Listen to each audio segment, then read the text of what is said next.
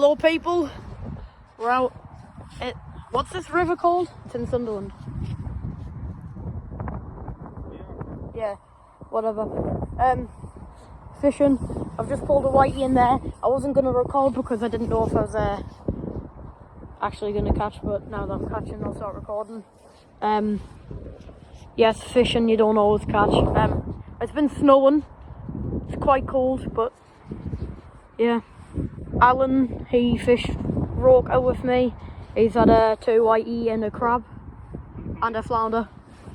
But I'm going to get this off the hook and hopefully catch some more. There's no Well, reeling the lobster pot in, fish, loads of crabs. Oh, fuck me. Look at that! And you said we're not going to catch now. There's full of them. I thought we wouldn't catch them. Well, we're done fishing. We're coming to have a look at the tide because it's a 5.5 metre. Probably the biggest one. And then the low tide 0.3, so I'll be down 10:30.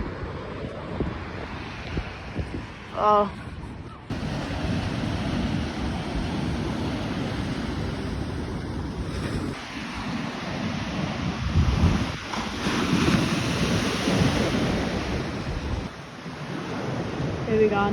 That's gonna hit.